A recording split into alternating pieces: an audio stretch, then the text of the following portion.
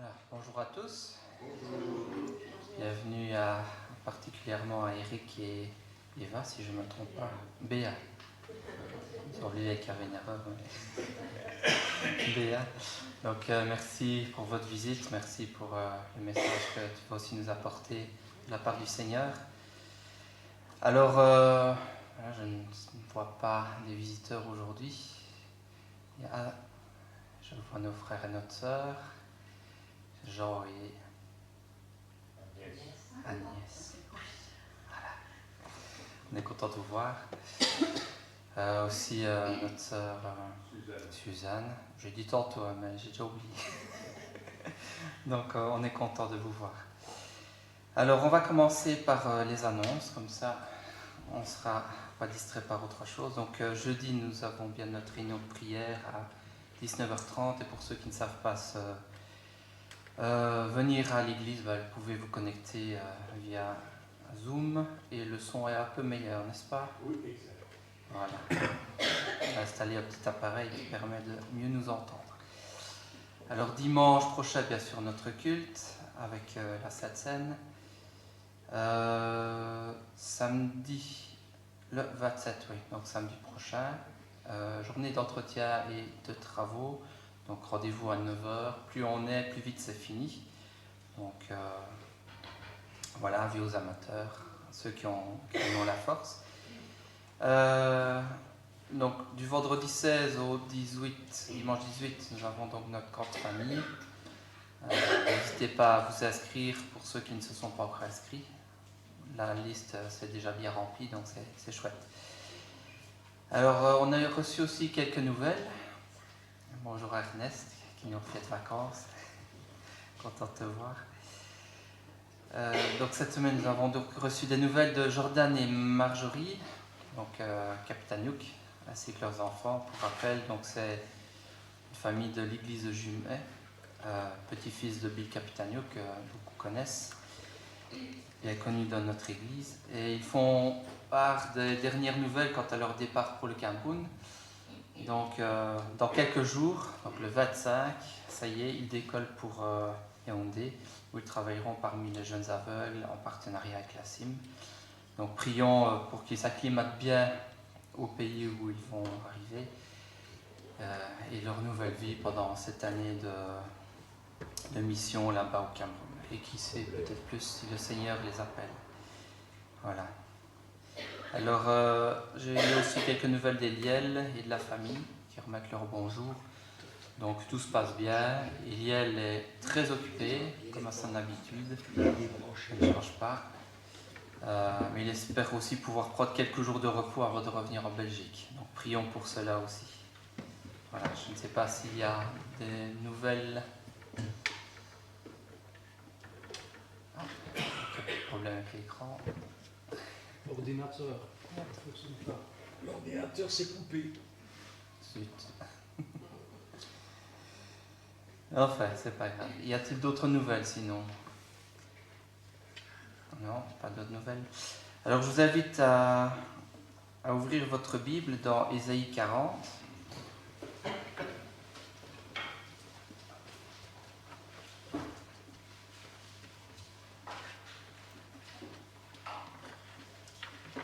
On va lire au verset 12 jusqu'au verset 17.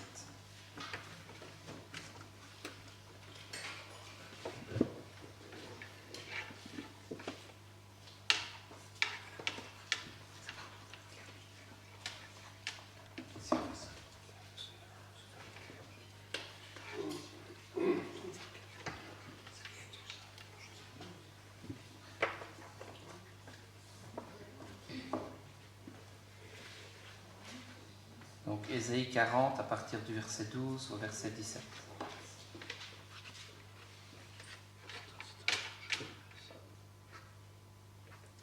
Qui a mesuré les océans dans le creux de sa main? Qui a fixé les dimensions du ciel dans une mesure et fait tenir toute la poussière de la terre dans un tiers de mesure? Qui a pesé les montagnes à la balance et les collines à la bascule? Qui a compris l'esprit de l'Éternel, et quel homme a été son conseiller pour l'instruire? Avec qui a-t-il délibéré pour se laisser éclairer par lui? Qui lui a appris le sentier du droit? Qui a enseigné son savoir-faire et lui a fait connaître le chemin de l'intelligence? Les nations sont pareilles à une goutte d'eau qui tombe d'un seau. Elles sont comme une fine poussière qui s'envole. Les forêts du Liban ne suffiront pas à alimenter le feu de l'autel, et ces animaux seraient en nombre insuffisant pour l'Holocauste. Toutes les nations sont réduites à rien devant lui. Elles comptent moins à ses yeux que le néant et le vide. On peut lire aussi le 18. À qui voulez-vous comparer Dieu? À quelle représentation pourriez-vous le comparer? Prions. Seigneur, nous voulons te remercier ce matin d'être là parmi nous. Merci Seigneur parce que tu désires nous parler ce matin et tu désires aussi recevoir de nous une adoration juste, Seigneur. Seigneur, nous voulons te remercier pour toutes tes bontés, de nous avoir accompagnés dans ta maison ce matin. Et nous voulons aussi penser à ceux qui ne sont pas là parmi nous. Père, veuille bénir ce culte ce matin, nous parler, nous encourager, nous fortifier et nous donner la paix qui vient de toi. Amen. Amen. Alors l'homme est petit, n'est-ce pas, par rapport aux océans.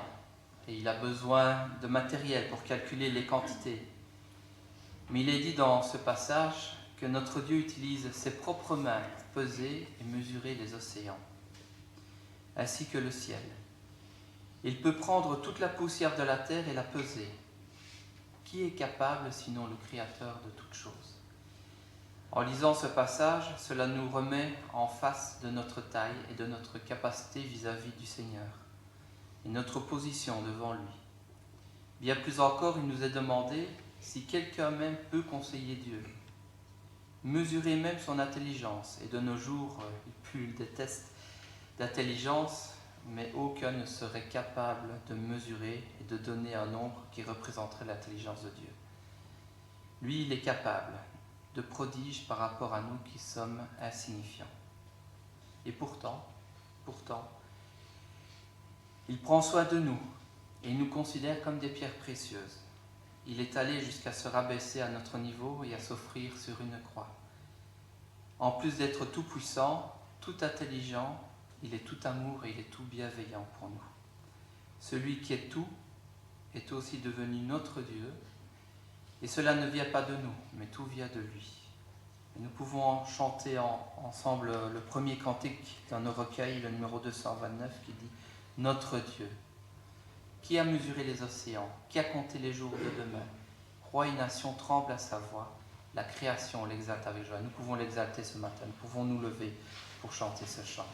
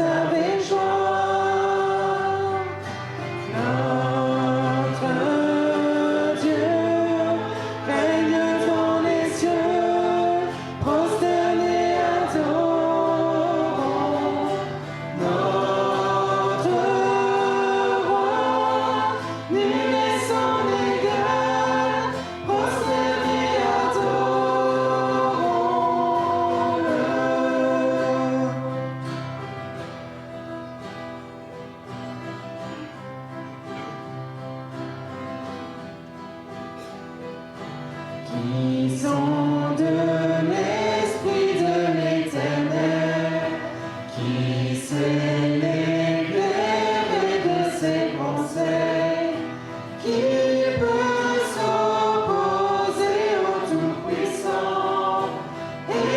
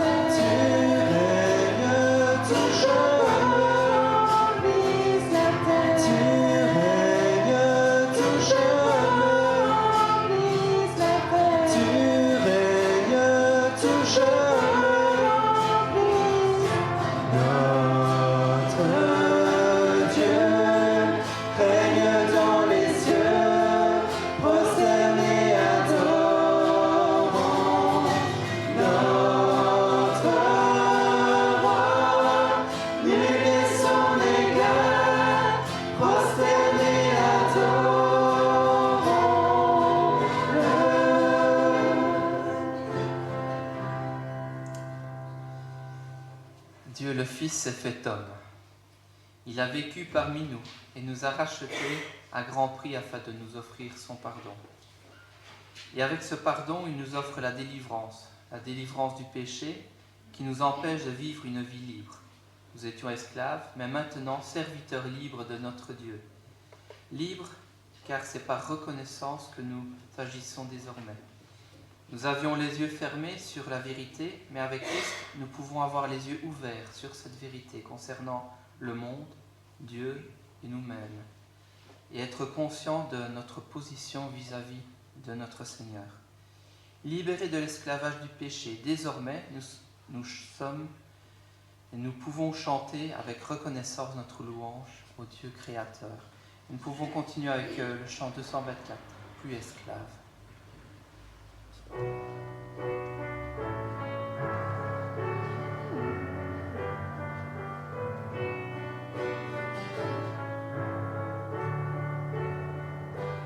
Tu m'as ébloui par tes mélodies, tu m'entoures d'un chant d'amour, chant de délivrance devant mes ennemis, toutes mes craintes s'enfuient. Je ne suis plus esclave de la peur, je suis enfant de Dieu. Je ne suis plus esclave de la peur, je suis enfant de Dieu. Oh, oh, oh, oh, oh, oh. Avant ma naissance, tu m'avais choisi, appelé par mon nom. Tu m'as adopté, je suis de ta famille. Ton sang coule dans mes veines. Je ne suis plus esclave de la peur. Je suis enfant de Dieu. Je ne suis plus esclave de la peur. Je suis enfant de Dieu. Oh, oh, oh,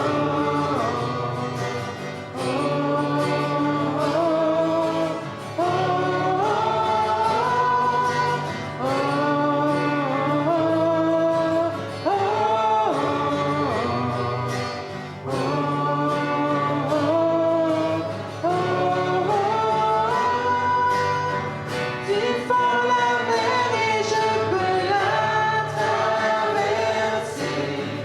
Mes peurs se noient dans ton amour.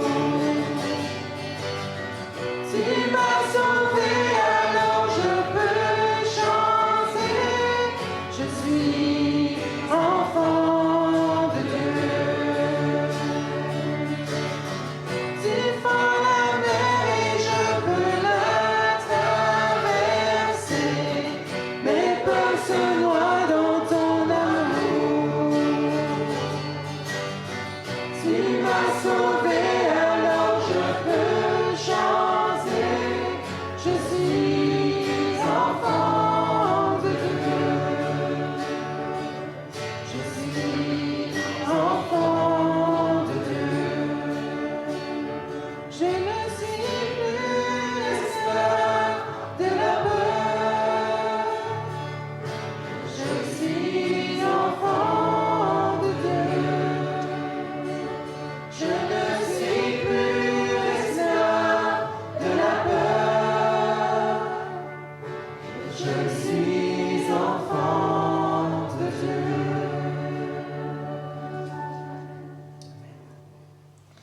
Alors comme on vient de le chanter, le Seigneur a fait traverser aussi la mer à son peuple lors de la sortie d'Égypte. Il les a fait passer de l'esclavage à la liberté. Et il est il en est encore question aujourd'hui. Et chaque nation, chaque peuple, chaque homme a besoin de passer par ce changement d'état. Et Jésus est le moyen. Il est celui en qui nous mettons notre espoir, notre espérance. Alors le chant 204 se nomme « Jésus, espoir des nations » et nous pouvons continuer avec ce chant.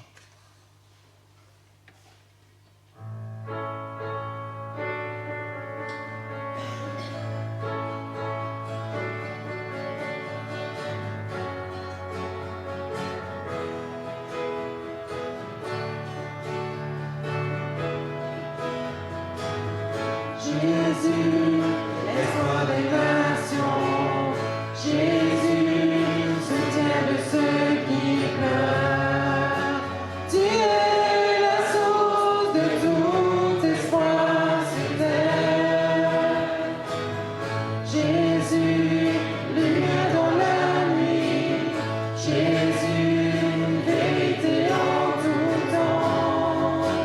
Tu es la source de la lumière sur terre. Tu es venu vivre et mourir, briser les liens, ressusciter. Tu es l'espoir qui vit en nous. Tu es le roc, solide et sûr. Tu es lumière, à ton éclat, le monde te voit. Ressuscité, tu es vainqueur, prince de paix, plein de douceur. Tu es l'espoir, vivant pour celui qui te reçoit. Oui, nous croyons.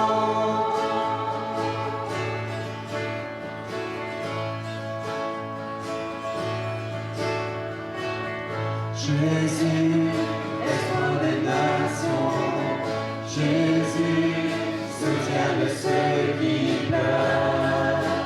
Tu es la source de tout espoir sur terre.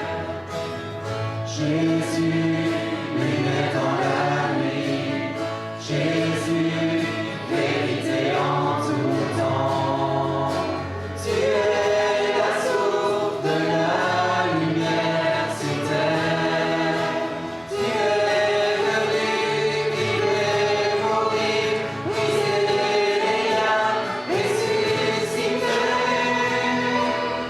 Tu es l'espoir qui vit en nous. Tu es le roc, solide et sûr. Tu es lumière, par ton éclat le monde voit. Ressuscité, tu es vainqueur, prince de paix, plein de douceur. Tu es l'espoir, vivant pour celui qui te reçoit. Oui, nous croyons.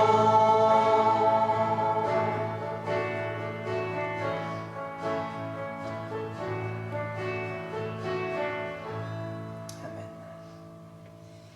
Alors, nous avons vu la puissance et la grandeur de Dieu qui lui permet de mesurer les océans.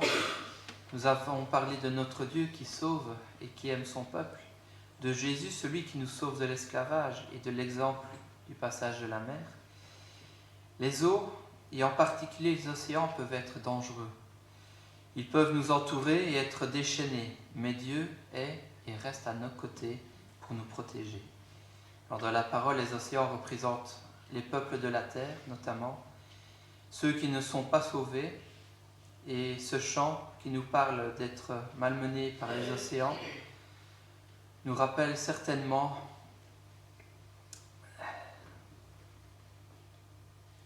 en tout cas ce que le monde peut nous faire mal. Mais Dieu est là pour nous protéger. Et cela n'empêchera pas le monde de nous chercher à nous faire du mal, à nous faire mal même. Mais Dieu ne permettra pas que ça aille plus loin que nos forces le permettent. Alors nous pouvons prendre un temps pour louer Dieu à travers le chant qui vient et proclamer que le Seigneur est le Dieu de victoire, qui est à nos côtés jour après jour. Et après nous pourrons élever nos voix dans la prière.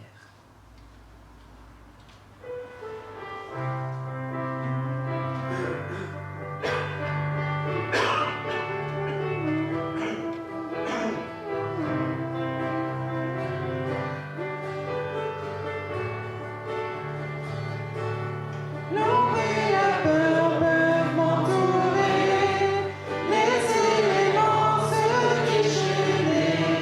Le Dieu de victoire sera pour moi, pour me délivrer. Et rien ne saura lui résister, rien ne pourra le faire plier. Le Dieu de victoire a pris la croix et l'a terrassé. Le Dieu de victoire est à mes côtés, sa main me soutient au cœur du danger. Je vivrai pour lui, marchant par la foi. Le Dieu de victoire habite en moi.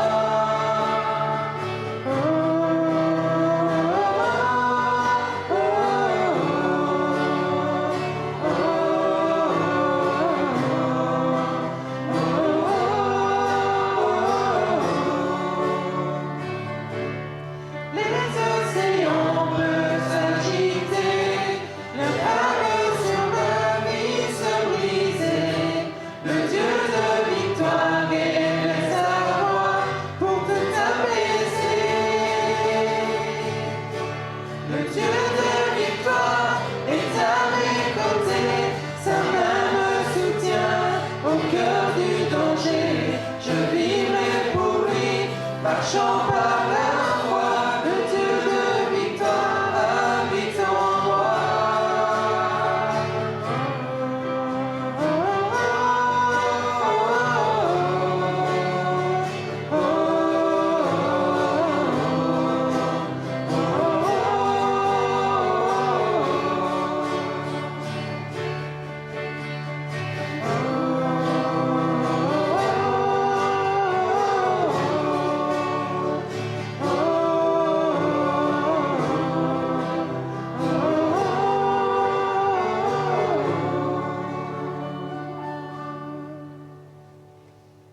Père, c'est vrai que tu es ce Dieu de victoire qui nous donne la victoire sur le péché, mais aussi sur le monde et sur les épreuves. Seigneur, nous voulons nous en remettre à toi et te demander d'être à nos côtés jour après jour. Seigneur, nous savons que tu es à nos côtés, mais tu nous demandes aussi de te faire part de nos soucis. Ainsi, Seigneur, sois à nos côtés et délivre-nous, Père. Amen. Amen.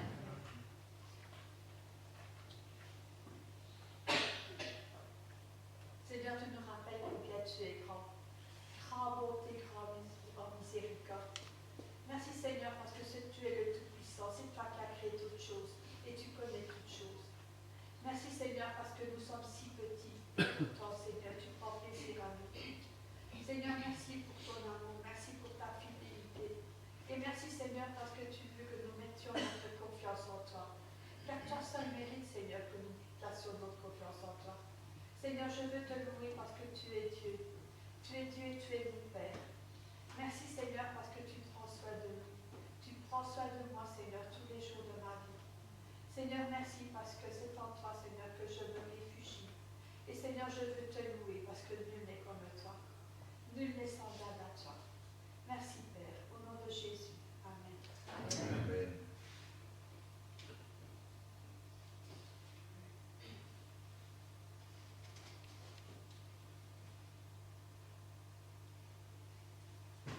Seigneur, merci pour ce moment où nous pouvons vraiment apprécier et où nous pouvons vraiment connaître un peu de qui tu es, Seigneur.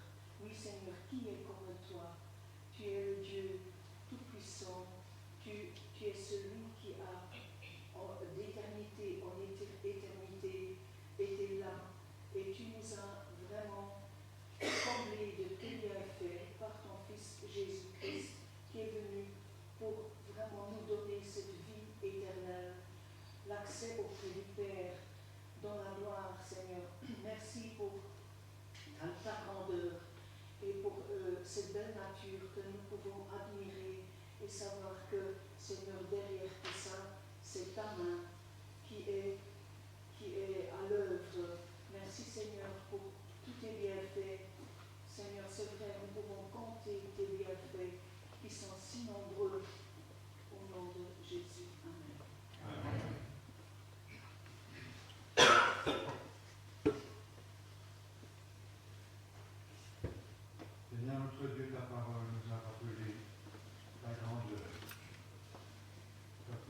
créatrice, mon intelligence. Et une fois de plus, nous pouvons nous sentir insignifiants et redire avec ta parole, qu'est-ce que l'homme pour que tu te souviennes de lui, et le Fils de l'homme pour que tu prennes garde à lui. Et pourtant c'est lui, ta créature que tu as aimée. C'est ta créature qui t'est précieuse. C'est ta créature qui a du prix à tes yeux. Merci Seigneur notre Dieu d'avoir préparé à l'avance notre salut, de nous avoir mis en sécurité pour le présent et pour l'éternité. Et pour cela, tu n'as pas épargné ton propre Fils, ton bien-aimé. Seigneur Jésus, tu pouvais nous accuser parce que le mal était et est en nous. Tu pouvais nous condamner pour la même raison. Et tu as voulu être notre avocat. Tu as voulu être notre défenseur. Père, pardonne-leur car ils ne savent ce qu'ils font. Merci Seigneur pour ton intercession. Merci pour ta présence parmi nous. Merci aussi pour la promesse de ton retour. Aide-nous Seigneur à te rester fidèle jusqu'à ce que tu viennes ou jusqu'à ce que tu le reprennes. Au nom de Jésus, nous te le demandons. Amen. Ô profondeur de la richesse, de la sagesse et de la science de Dieu, que ses jugements sont insondables et ses voies incompréhensibles, car qui a connu la pensée du Seigneur, ou qui a été son conseiller? Qui lui a donné le premier pour qu'il ait à recevoir en retour? C'est de lui, par lui, et pour lui que sont toutes choses, à lui la gloire dans tous les siècles. Amen. Amen. Seigneur, notre Dieu, merci, parce que maintenant nous sommes connus de toi. Tu nous connais d'une manière personnelle par notre nom. Nous ne sommes plus étrangers, nous ne sommes plus des gens du dehors. Mais Seigneur, tu nous as intégrés dans ta famille. Nous sommes enfants de Dieu. Et ça uniquement par ta volonté. Car ton désir était de faire de nous un peuple de rachetés, des hommes et des femmes sauvés par grâce. Et nous le sommes. Voyez quel amour le Père vous a manifesté pour que vous soyez enfants de Dieu. Et nous le sommes. Seigneur, quelle part immense de savoir que ce grand Dieu, 3 fois saint, créateur de toutes choses, toi, Seigneur Jésus, pour qui et par qui tout a été accompli, tu as daigné porter un regard de miséricorde, de compassion sur des hommes et des femmes perdus, loin de ta face. Aussi, c'est vrai, nous glorifions le Dieu Tout-Puissant, Créateur, mais Seigneur, nous nous souvenons de l'amour de Jésus-Christ qui s'est donné, qui s'est sacrifié, afin que par la mort sous la croix, nous puissions être délivrés de nos péchés, pardonnés, purifiés, restaurés devant ta face, ô notre Père. Sois loué et adoré de nos cœurs heureux ce matin. Amen. Amen.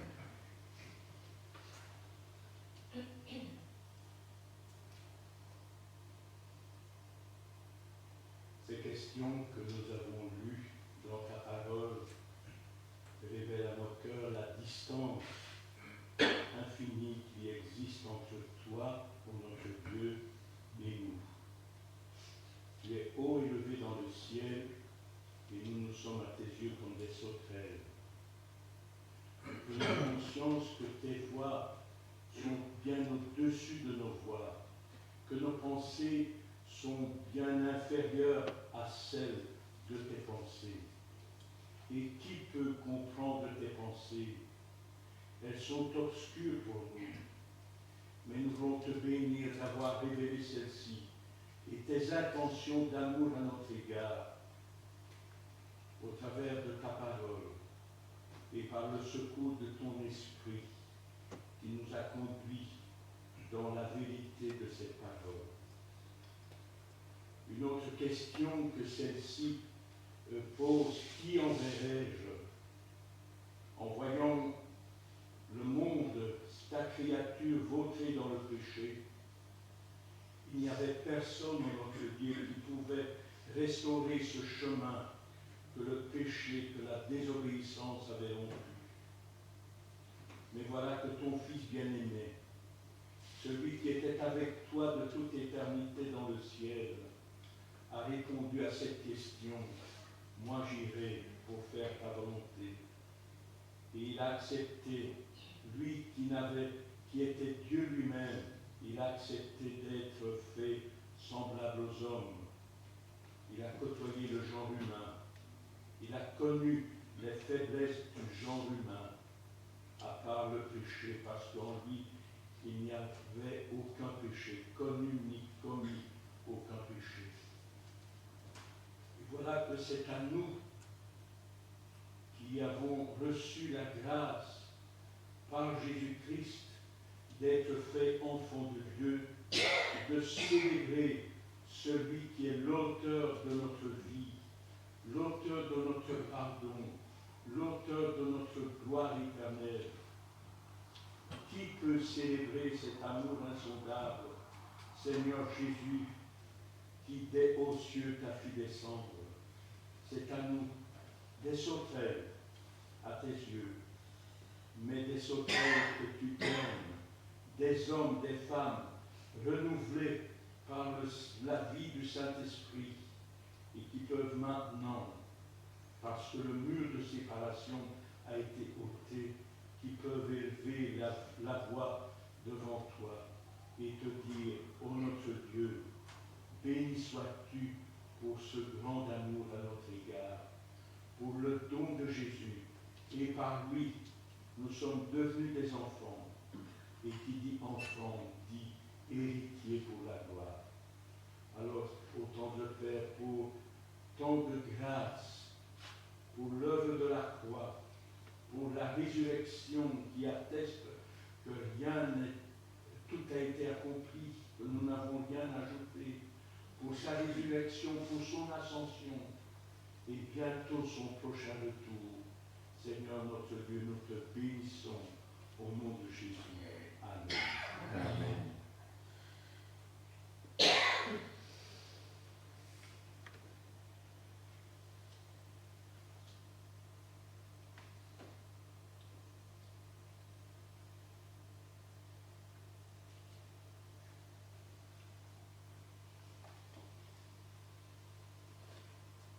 Seigneur, merci. Merci pour cet amour pour nous. Merci de nous avoir accueillis auprès de toi. Merci, Seigneur, de ne pas nous avoir détruits lorsque nous avons péché la première fois. Mais au contraire, tu as voulu être patient avec nous, afin qu'un jour nous puissions te rencontrer personnellement. Merci, Seigneur, pour ce privilège que tu fais de nous, tes enfants. Béni sois-tu, Seigneur. Amen. Amen. Amen. Rien n'est impossible à mon Dieu. Alors, certaines situations peuvent sembler inextricables, mais Dieu est là pour nous en sortir, et c'est ce que le chant suivant dit. Rien n'est impossible à mon Dieu. Tout est possible à celui qui croit. Pouvons-nous lever et chanter ce chant?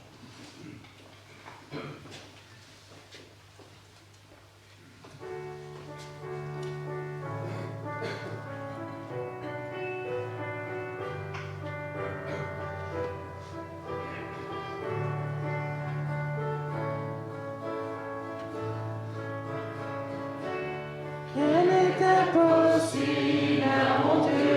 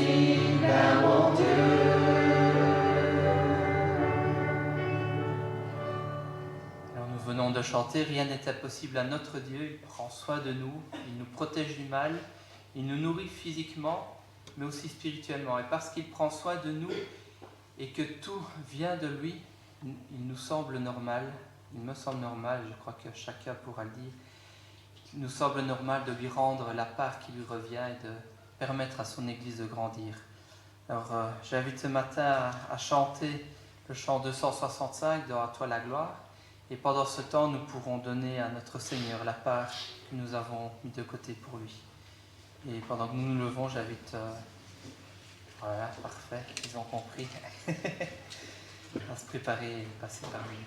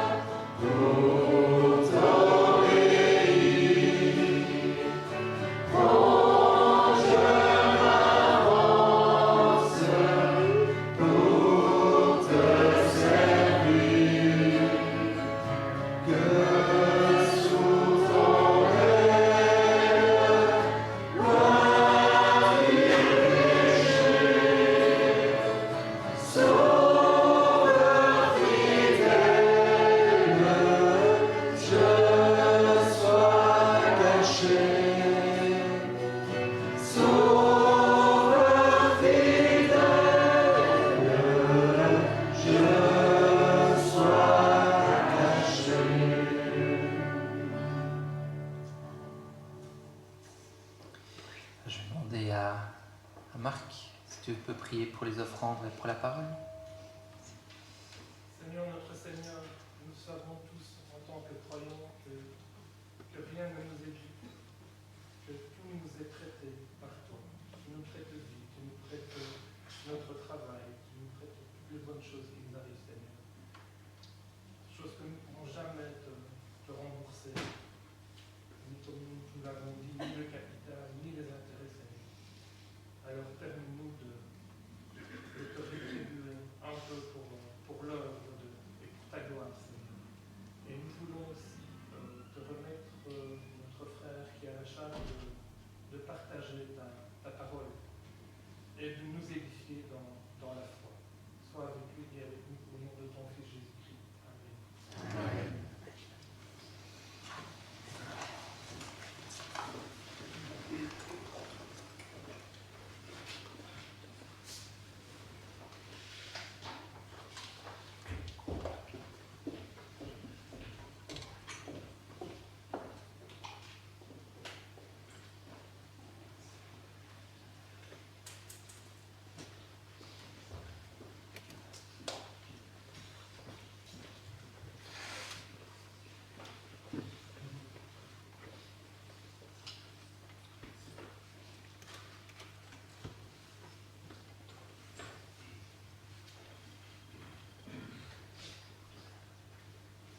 Bonjour à tous.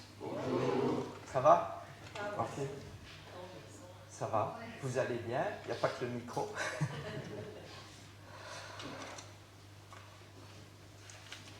Rien n'est impossible à Dieu pour celui qui croit.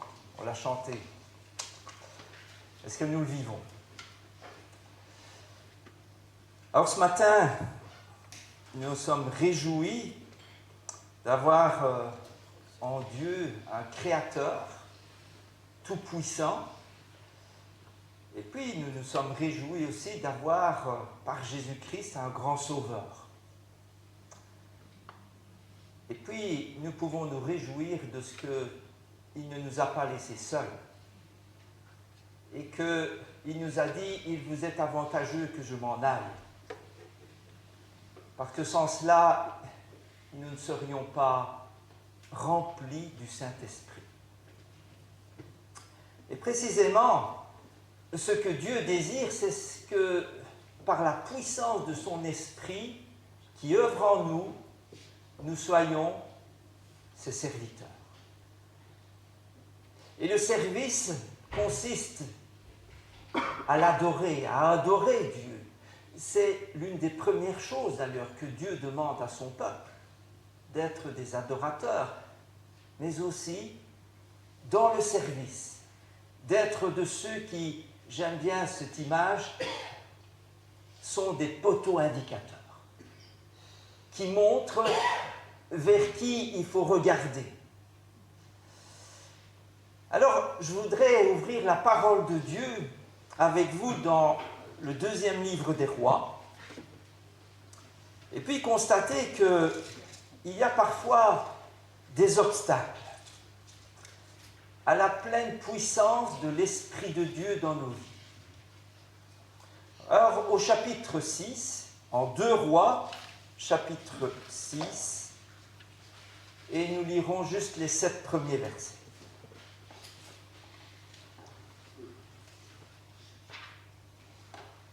Deux Rois, chapitre 6, verset 1er.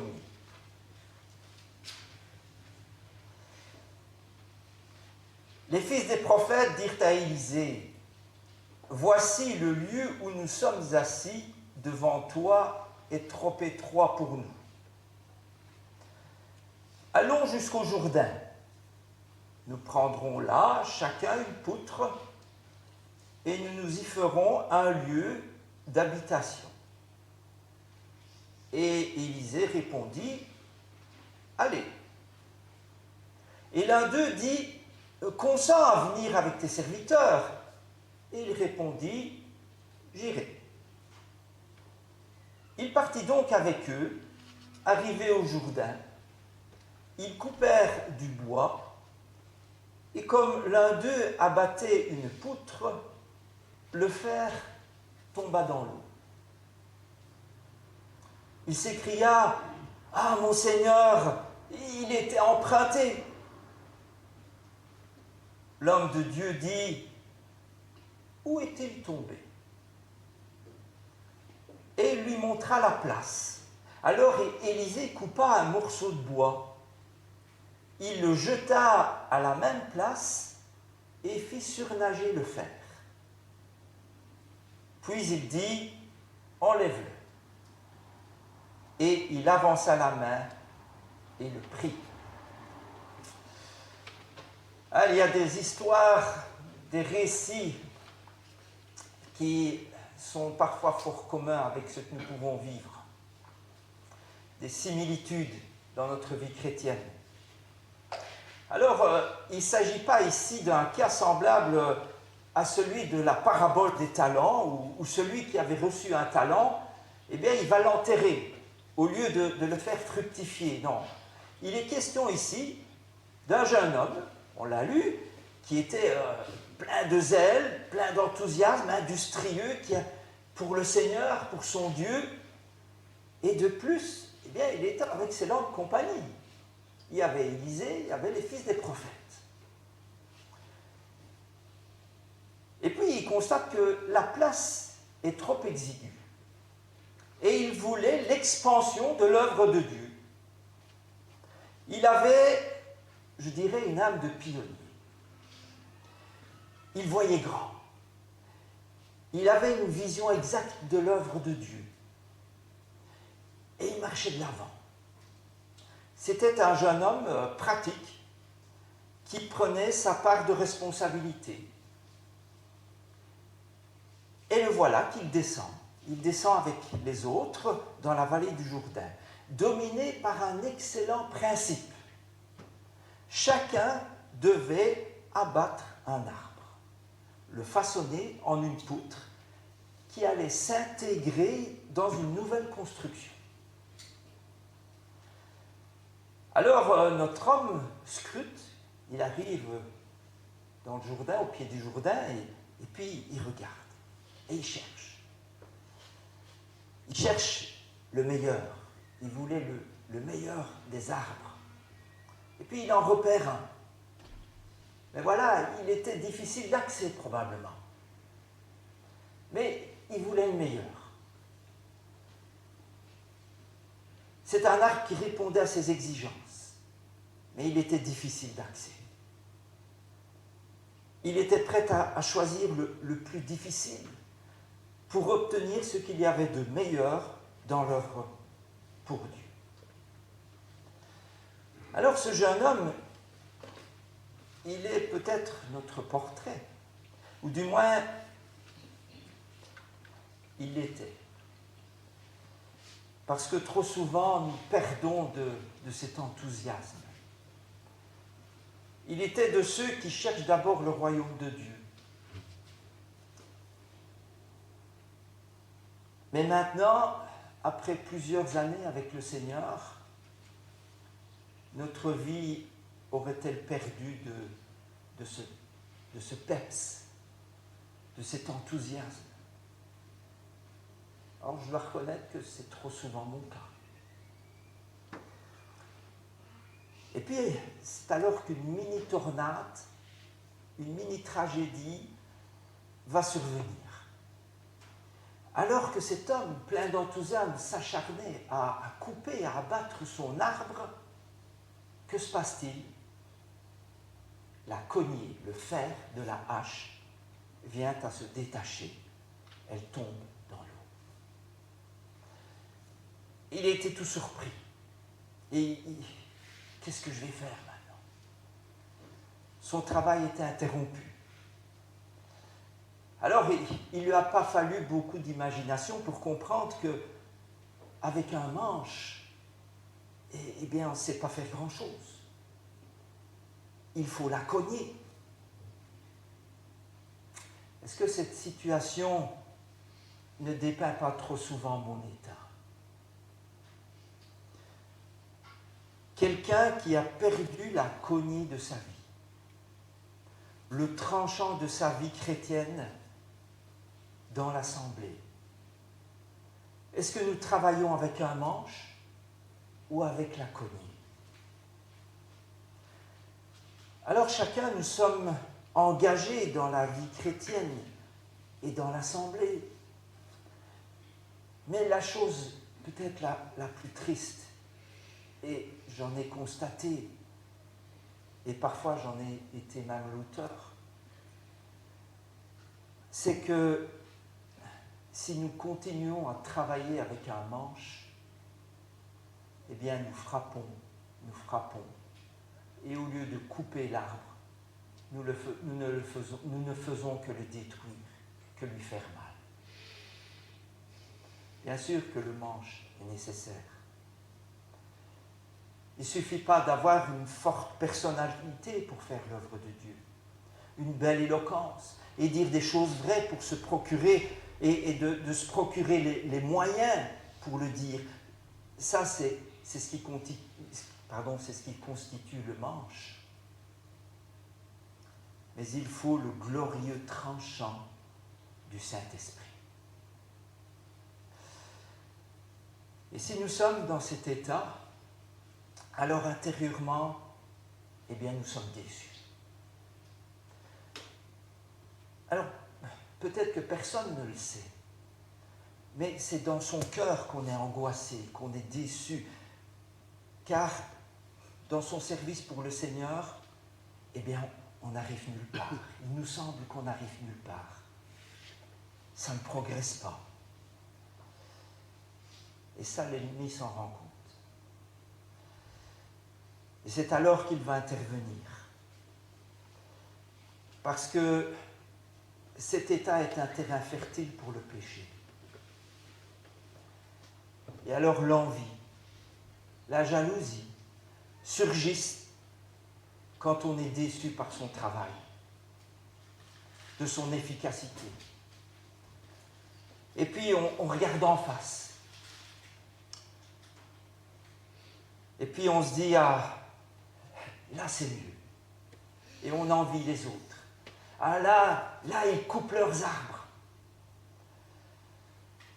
Nous portons des yeux charnels. On devient jaloux. Et on cherche des excuses. Et on se dit, oui, mais mon arbre à moi, il est dur. Il est difficile à couper. Ah, si on était ailleurs, là-bas, en Irlande ou au Canada, ah là, ça irait mieux. Ça irait beaucoup mieux. Chez l'autre. Et plus on va loin, et mieux c'est. Trop souvent, nous accusons les arbres. Bien sûr que les arbres sont durs. Si on est envoyé pour le salut des âmes, c'est dur. Pour l'édification, c'est dur. Pour l'école du dimanche, mais c'est dur. C'est dur dans l'œuvre pour les camps de jeunes. C'est pas toujours facile. C'est dur dans la chorale. C'est dur pour jouer les instruments de musique. Il faut apprendre. Mais la difficulté réside moins dans le fait que les arbres sont durs que dans le fait qu'on a perdu la cognée. C'est certain que c'est dur quand on a perdu la cognée, la puissance de l'Esprit de Dieu en nous. Alors il est plus facile de prétexter que les arbres sont durs, que de reconnaître qu'on a perdu la cognée. Alors on a souvent essayé de trouver des excuses, des raisons extérieures. On manque de moyens, nos méthodes sont dépassées ou ringardes pour justifier certains échecs dans ma vie, dans notre vie. Et j'ai trop souvent manqué de me poser la bonne question.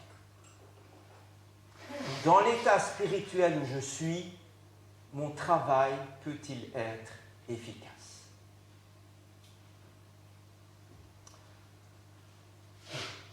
Quelle est la réaction de ce jeune homme dans notre récit? Ah, il est emprunté. Il est emprunté. Il est remarquable, ce jeune homme. Il n'a pas haussé les épaules quand il a perdu la cognée. Il n'a pas dit « Oh, ben tant pis !» Non, il n'a pas accusé les autres d'avoir mal emmanché la cognée, le fer sur le manche. Non, l'idée qui le domine, c'est qu'il doit rendre l'outil. Et il doit donner des explications. Alors il sait qu'il n'a aucune excuse valable. Il devait s'assurer de prendre soin de l'outil. Mais ça, il ne l'a pas fait. N'est-ce pas trop souvent ma position devant Dieu? Nos dons, nos charges, nos ministères ne nous appartiennent pas en propre. On l'a dit, on a tout reçu. C'est emprunté. Le propriétaire, c'est le Saint-Esprit de Dieu, celui qui distribue ses dons à chacun comme il lui plaît. Nous sommes par la grâce de Dieu les dispensateurs des diverses grâces de Dieu, nous dit Pierre dans sa première épître. Et puis Paul ajoutera en 2 Corinthiens 3,5 que notre capacité vient de Dieu. C'est tellement important cela. Il nous faudra rendre des comptes. Il faudra comparaître devant le tribunal de Christ. Nous devrons rendre des comptes, non pas du bruit que nous avons fait, mais du fruit que nous avons porté. Il ne s'agit pas de faire beaucoup de bruit pour épater la galerie, et il s'agit de porter du vrai fruit à la gloire de Dieu. Jean 15 nous rappelle de quelle manière nous pouvons y arriver. Ceux qui sont attachés au vrai cep et qui y demeurent, à plusieurs reprises, il est marqué ceux qui demeurent. C'est une prérogative, c'est une nécessité. Il nous faut rester attachés au vrai cep, celui d'où provient la sève.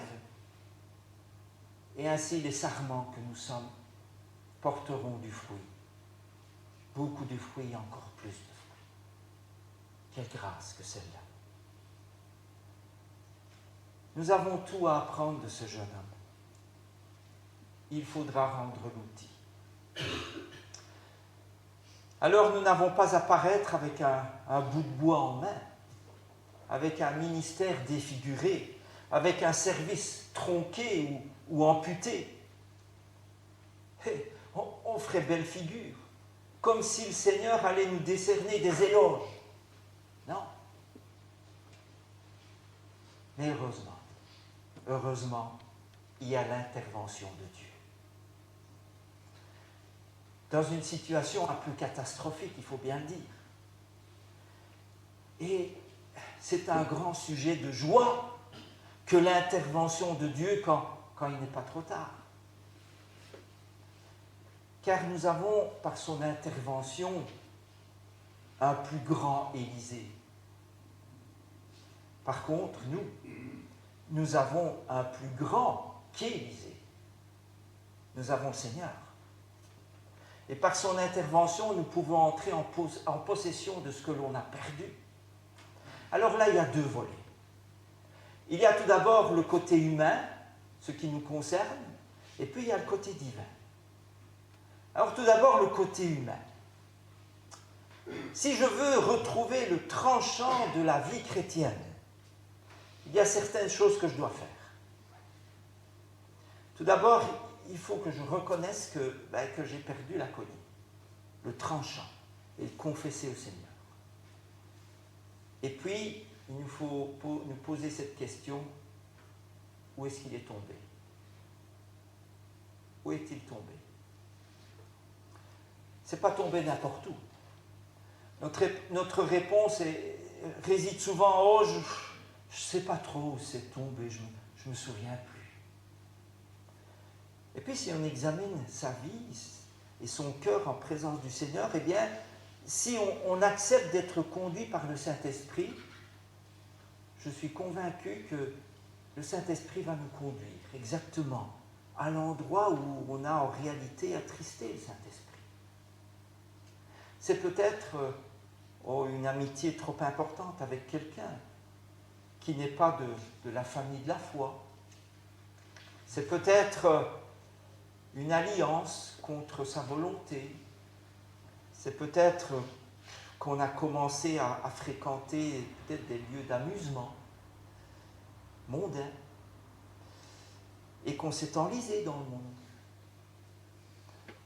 Ou bien, il y a beaucoup d'exemples, parce qu'il nous prend toute notre énergie, tout notre temps. Ça arrive souvent, ça. Peut-être est-ce dans l'amour inconsidéré de biens terrestres, du confort. Ça aussi, dans nos pays, on est tenté. Ou dans des sentiments de jalousie, de l'amertume qu'on garde dans le cœur, des critiques que l'on fait contre l'un ou l'autre, ou bien peut-être simplement, c'est important, la négligence de la parole de Dieu ou de la prière. Ou peut-être la consultation d'un radiesthésiste. Vous savez, j'ai des collègues qui, à première vue, semblent être des gens vraiment bons. Et à la limite, on leur donnerait le bon Dieu sans confession, comme on dit. Et puis, quand on parle avec eux, on se rend compte que, oui, il y a l'apparence. Et puis, derrière, il y a toutes les pratiques obscures des ténèbres. Prenons garde à cela. Et puis, il est vrai que plus on attend, et plus c'est compliqué. Plus on laisse pourrir les choses, et plus c'est difficile de faire marche arrière. Il arrive même un moment où on ne se rend plus compte de l'odeur que ça a, de l'odeur de la pourriture, car on s'y habitue. Et on fait taire le Saint-Esprit qui est en nous. Et l'ennemi va en profiter pour nous anesthésier. Alors là, je dois vous confesser que trop souvent, je suis tombé dans ces choses. Vous savez, je prendrai un exemple simple pour illustrer. Il vous est arrivé certainement, comme moi, d'être en conflit avec quelqu'un. Et puis, on est mal. Après coup, on se sent mal. On n'est pas bien dans sa peau, comme on dit, dans son esprit. Si on est attaché à la personne du Seigneur Jésus, à sa parole, on n'est pas bien. Alors, si on néglige de rétablir la chose, eh bien, deux orientations peuvent être prises. Soit on est de plus en plus mal, et c'est ainsi qu'on peut tomber dans la dépression même, dans des sentiments horribles. Attention, toute dépression n'est pas la suite, je dirais, la conséquence d'un péché. Non. Il y a des dépressions qui sont de vraies maladies et qu'il faut soigner. Mais une situation comme celle-là peut vraiment nous angoisser, et longtemps, et de plus en plus, et on n'arrive plus à s'en sortir. Et puis il y en a d'autres, ce sera facile, ils vont faire taire leur conscience.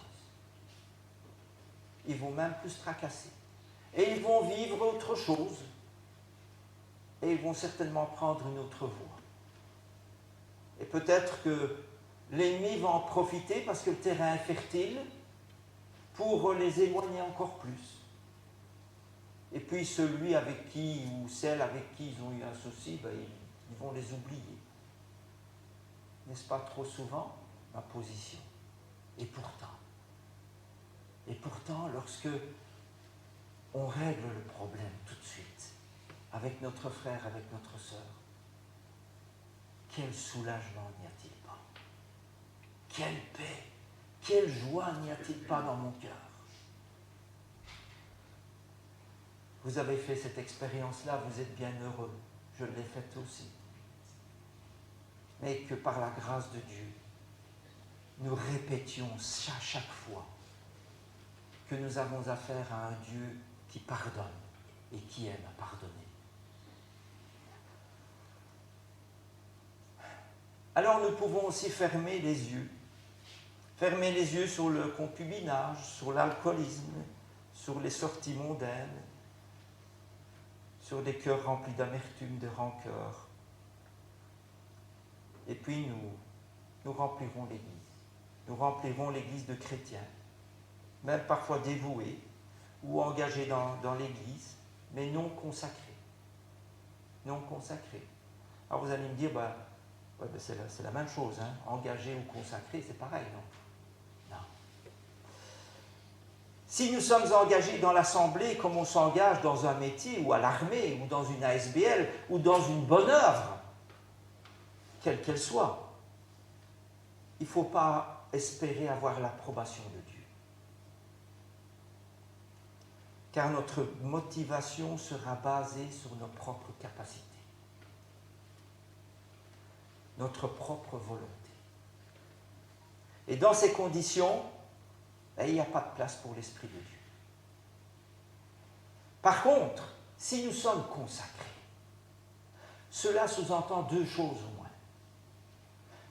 Tout d'abord, que nous sommes choisis par Dieu pour accomplir l'œuvre qu'il a préparée d'avance pour nous. Et puis, que nous nous gardons purs. Que nous nous gardons purs. Il nous faut vivre cette vie de sanctification que le Seigneur demande. Souvenez-vous de la naissance de Samson et de l'histoire de Samson, elle est pleine d'enseignements à ce propos. Chaque fois que le tranchant de l'esprit fait défaut, il faut conduire Jésus à l'endroit où il est tombé, l'appeler par son nom, pour qu'il puisse nous rendre ce que nous avons perdu. Et cela, ça s'appelle la repentance. Une étape qu'on ne peut pas négliger ou omettre. J'ai jusque quelle heure? Ah, j'ai pas la même heure que l'horloge. Pas grave.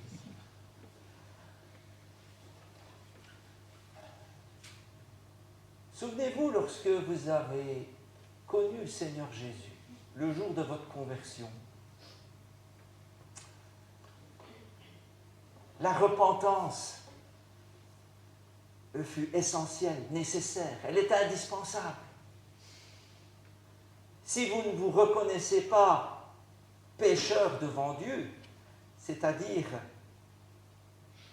incapable de répondre aux exigences de Dieu, continuant à pécher continuellement, parce que vous ne pouvez pas faire autrement. Vous êtes des ténèbres et vous accomplissez les œuvres de la chair. Mais par la puissance de Dieu, parce que la grâce de Dieu vous a touché, de par sa souveraineté et sa puissance, il vous a fait comprendre que vous deviez passer par la reconnaissance de votre état de pécheur perdu devant Dieu. Et puis ce jour-là, vous avez réalisé que celui qui était mort sur la croix était mort pour vos péchés. Nécessité de la repentance. Mais nous verrons que ce n'est pas suffisant, un peu plus loin. Il y a notre côté, donc, côté humain, ce que nous avons à faire, et puis il y a le côté du divin. Que va-t-il faire, Élisée? Ah, ça c'est le récit la partie du récit que j'aime le mieux. Parce qu'il met l'auteur principal, je dirais, en exergue, à la première place. Le prophète coupe un bois, il vient et il le jette dans l'eau, là où le fer est tombé. Et puis nous savons bien que la densité du fer est 7 fois supérieure à celle de l'eau. Et donc aucune loi physique ne permet d'expliquer que du fer, ça flotte. C'est impossible, humainement parlant. Et pour récupérer le fer, eh bien, il faut un miracle. Il faut une énergie surnaturelle qui défie les lois de la nature pour faire surnager le fer. Alors, Dieu ne va pas se servir de sa science, mais de sa folie, dont l'Épître aux Corinthiens nous dit qu'elle est plus forte que la sagesse des hommes. Ah, il ne va pas faire des digues pour assécher le Jourdain, non. Il est le Seigneur le Tout-Puissant, on l'a chanté ce matin. Il va prendre un bout de bois, rien que cela. Ah, qui fera l'admiration des uns et le mépris des autres. Et il le jette là où le fer est tombé. Et celui-ci remonte à la surface. Alors la leçon pour nous, eh bien, c'est que là où nous avons tout perdu, où le tranchant de notre vie a sombré, Jésus-Christ est venu et il a jeté son bois à lui, le bois de la croix, le gibet de Golgotha. Et ce qui était perdu, sans espoir, sans espérance, refait surface. Tout espoir avait disparu. Mais là, non seulement l'espoir, mais l'espérance que nous avons en Jésus-Christ fait surface. Non seulement des âmes perdues, des péchés corrompus, mais des vies chrétiennes qui ont sombré peut-être dans la forfaiture, des vocations abandonnées, des premiers amours perdus, des appels et des ministères qui ont sombré dans la léthargie. Tout cela peut refaire surface. Et un cantique nous dit, c'est un vieux cantique qui dit « Amis, croyons au pouvoir invincible que le Sauveur a caché dans sa croix. Saisissons-la comme une arme invincible pour triompher au nom du Roi des Rois. » Tout peut être rendu et refaire surface au pied de la croix du Calvaire. Alors il reste une chose à ce jeune homme. Élisée lui dit, enlève-le, prends-le. Il flotte, prends-le maintenant. Il avança sa main, il le prit. La main de la foi. La foi a souvent été appelée la main du cœur, car elle saisit les promesses de Dieu. Et c'est finalement ce dernier geste qui va compter. Vous savez, il y en a qui vont jusque-là. Ils reconnaissent leur passé devant Dieu. Le Seigneur fait revenir tout ce passé. Il redonne la bénédiction. Mais ils ne font pas le dernier geste. Ils n'osent pas croire que Dieu peut tout leur rendre. Et je reviens à ma situation de cet homme qui, touché par la grâce de Dieu, se repent, mais qui après ne fait pas ce geste de la foi. C'est comme si une personne sur un navire tombe à l'eau et puis il crie « Je me noie, je me noie !» conscient qu'il va mourir. Et puis on lui jette une bouée. Elle est là. Il n'a plus qu'à la saisir. Et il ne la saisit pas. C'est par la foi que l'on parvient au salut. Il nous faut poser ce geste par la grâce de Dieu. Nous avons à apprendre que Dieu pardonne, que Dieu aime à pardonner, à restaurer. Il y a beaucoup d'exemples dans la parole de Dieu.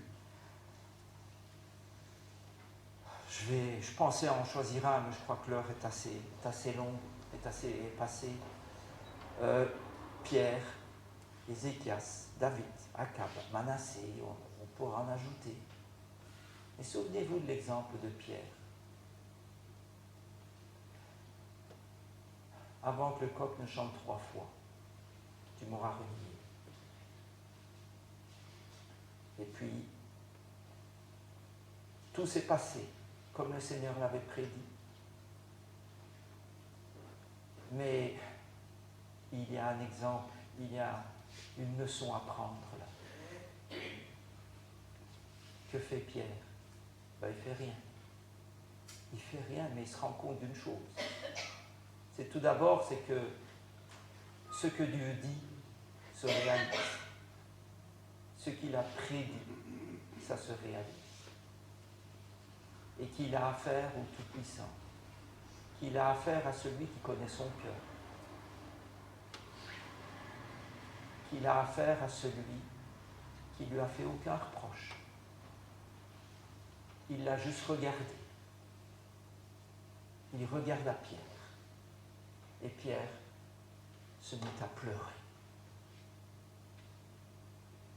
Dieu pardonne. Il aime à pardonner. Il aime à restaurer. Je terminerai simplement par la lecture d'un verset dans le prophète Jérémie qui dit ceci. Ah Seigneur éternel, voici tu as fait les cieux et la terre par ta grande puissance et par ton bras étendu. Rien n'est étonnant de ta part. Rien n'est étonnant de ta part.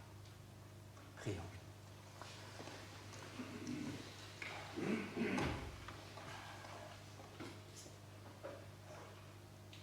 Seigneur notre Dieu, nous venons vers toi avec humilité. Je viens vers toi avec un cœur humble devant ta face, conscient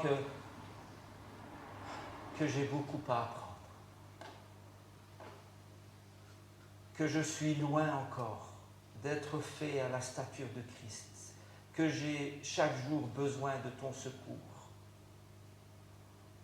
et que trop souvent encore, Seigneur, je perds pied, un peu comme Pierre qui s'enfonce dans les eaux. Oui, Seigneur, je me rends compte de mon état de faiblesse devant ta face. Et que trop souvent,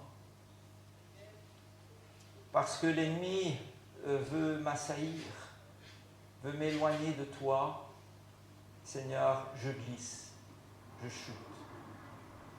Et je perds le tranchant de l'âge.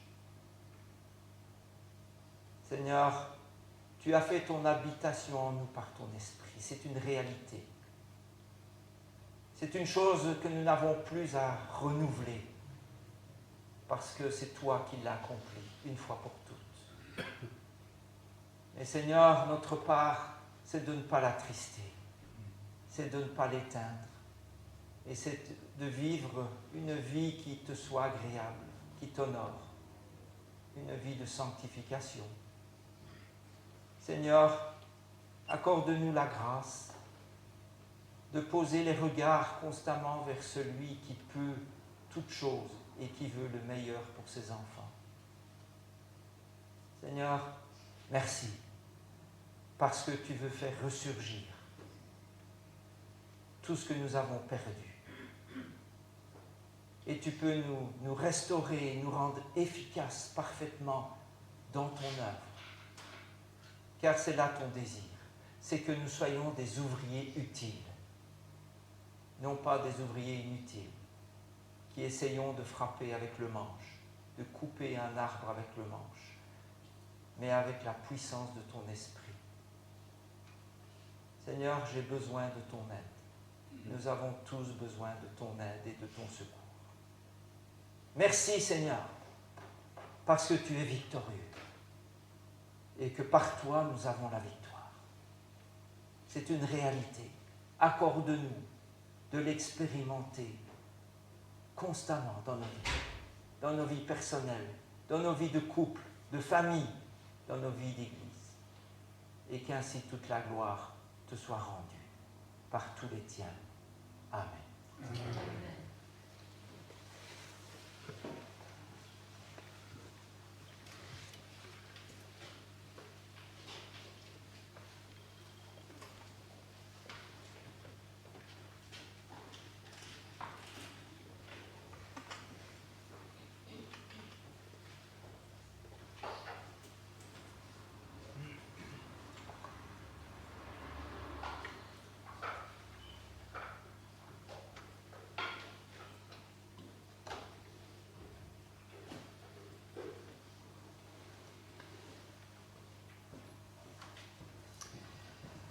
Merci à Eric pour ce message, ce rappel que le Seigneur a mis sur ton cœur et qui nous fait du bien. Le Seigneur désire toujours notre bien et que nous soyons en règle avec lui, bien sûr. Et être en règle, c'est aussi être en paix avec lui, avec les frères et sœurs. Alors, le Seigneur nous laisse dans sa parole des passages qui parlent de tout ça. Et Paul, dans l'épître aux Thessaloniciens, nous laisse ces paroles de bénédiction qui parlent justement de cette paix.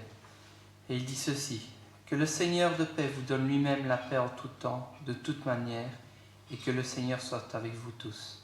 Et j'espère que c'est une parole que nous pouvons prendre pour nous, que le Seigneur est avec nous et nous sommes en paix avec lui. Nous pouvons terminer notre culte avec le chant 61 de « À toi la gloire » qui est un chant joyeux, qui nous rappelle que l'immense amour, l'incomparable amour du ciel, que Dieu a eu du ciel en envoyant son Fils unique. Et la terre et les cieux dans ce jour s'unissent pour chanter ce cantique. Gloire à Dieu, que ce chant retentisse en tout lieu. Nous pouvons nous lever pour chanter ce chant.